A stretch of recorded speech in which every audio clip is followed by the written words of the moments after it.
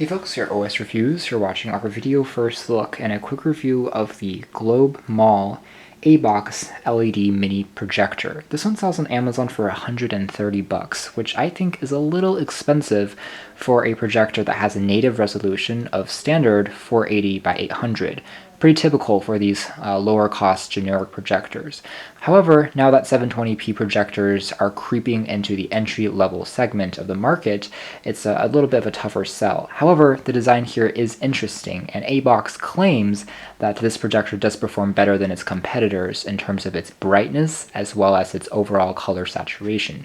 So we'll find that out later on in this review. Other things about this, and it has 2000 lumens of brightness, which indeed is quite bright on paper for a small projector of this size, and it does have stereo speakers, which is also unique, so the sound quality should be better than a lot of those other models in the market. It does have the ability to plug in an HDMI port, so any standard full 1080p content on your laptop or tablet will be displayed. Features a USB and an SD card reader directly, so if you have media loaded onto a SD card, you can play it back without the need for a computer. The projector has 16.22 million colors supported and has a 50,000 hour lamp, which are both above average specifications. We tend to see something like 20,000 or 30,000 hours on an LED projector of this size and price. So these are all better than what we saw in the past. In terms of its design, aside from the projector, there's access to the auxiliary cable if you don't want to use HDMI. You have access to the remote, which is pretty futuristic looking, although it's infrared and it isn't an air remote, so you can't wave it in the air to control a cursor.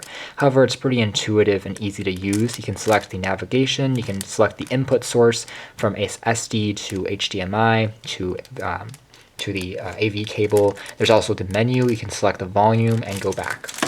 Here we have a bonus full-sized HDMI cable that you get as a gift, and there's also the AC power cord that plugs into the power. Finally, there is an instruction manual that documents the various features and how to use the projector. So taking a closer look at the design of the projector first, you can see that it is made entirely out of plastic, but the top and bottoms are polycarbonate, so it feels fairly sturdy in its overall construction. The top here has access to the same controls we found on the remote, and these are chrome etched. I have the ability to cycle through different pages in the very light operating system, and also change the volume and the input source. On the side, you have access to all the connector ports, including an SD card reader, 3.5mm cable for listening to headphones or plugging into an external speaker, AV, VGA, full-size USB, and full-sized HDMI. Ventilation grills. Also, there is a slight fan that will kick on in the background to reduce the heat of the projector. Other side have just the DC power input, and that's basically it. The front has a lens cover for the bulb, and I can remove this, where I also have the ability to adjust the focus more easily just by twisting on these knobs. It's pretty sensitive and easy to use, and you can see that the lens does physically pop out from the outside of the projector when you are adjusting it. So that's pretty much design. It remains fairly compact, about the size of an 8-inch tablet in terms of the dimensions on the top, and relatively lightweight. Although it's not as small as a Pico projector, it remains portable enough for transportation. The front features the stereo speakers, the IR port, and on the rear, you do have access to rubber feet that prevents it from sliding around on the surface, and there's also a screw that you can pop in there for elevating the angle of the projector for moving upwards. You can correct the keystone and more advanced things in the software side of the projector. Let's take a closer look at the performance and the virtual screen next. So here's what the interface looks like when you power the projector on. It's pretty simple, although there is slight differences with other generic projectors I've reviewed in the past. Regardless, you can select the input source as USB or SD card if it's loaded with content already and view it back directly. You can sort by videos, music, photos, and text. So if you have simple files loaded onto a thumb drive, it can read it back. May be useful for a quick presentation if you don't need additional photos or PowerPoint.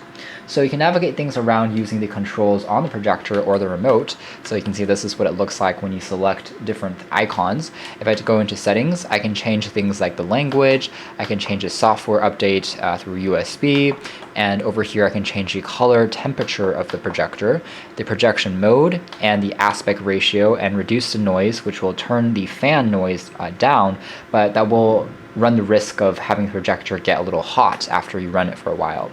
There are stereo speakers located on the left and right sides of the projector, which gets quite loud, so you can turn on EQ and surround sound settings, which is new. And there's also a time and date info that you can set up here as well.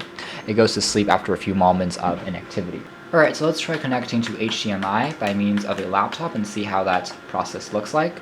Takes just a few seconds. It's going to automatically detect the source, and we are again projected at what looks like 1080p from the laptop side of things, but again the native resolution of the projector, if you look at the pixels, is 800 by 480. With that being said, this is definitely cleaner looking, it's sharper, and colors are more vibrant and bright than on other 800 by 480 projectors I've seen in the past. So perhaps there has been some advancement in terms of the technology.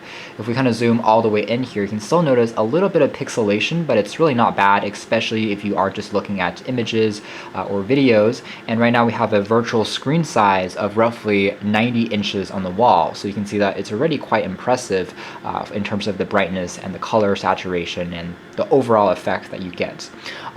Otherwise, contrast could be a little bit more punchy, so you can see that the blacks and delineations with shades are a little bit fuzzy, but really not bad for watching back some videos, for doing some gaming, and maybe for a quick presentation or two. The only thing I'll say though is that if you are doing too many presentations, text, although it is legible, might be a little bit fuzzy if you have tiny font, so we can kind of tell that maybe by this New York Times page that's loaded up, but overall it's not bad. And if you are giving a quick PowerPoint presentation, bring this to school or to a business conference, it does the job as well. So again, overall, pretty good picture quality. It's certainly better than I expected looking at the native resolution alone.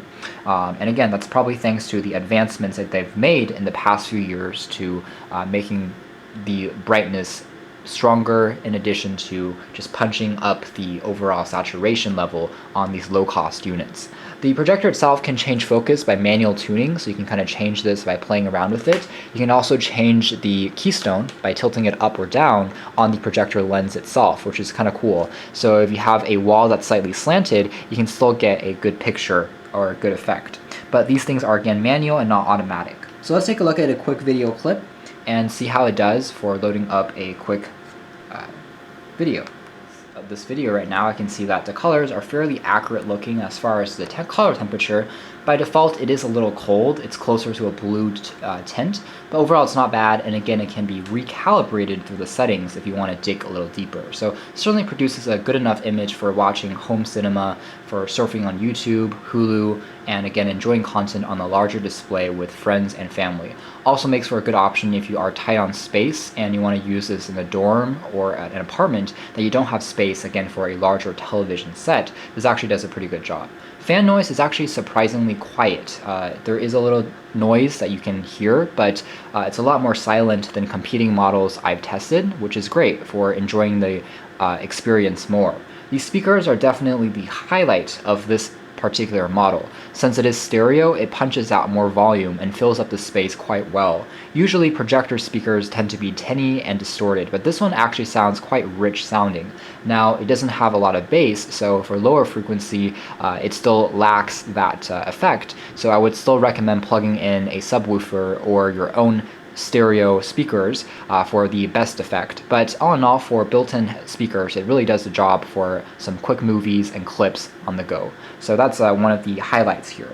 Otherwise, if we kind of skip ahead and take a look at how it fares, if we kind of change up the color, you can see that it still does a respectable job. Right now, the lighting conditions in the room are mostly it's mostly dark. There is one lamp LED light in the background, so right now you can still see it's kind of visible with some moderate lighting. I would say that it's for the best effect you would want to be in a darkened room, but if there's minimal lighting, you can still see the screen without too many problems. It's bright enough for that. But when all the lights are on or the curtains are opened, then it struggles a bit more.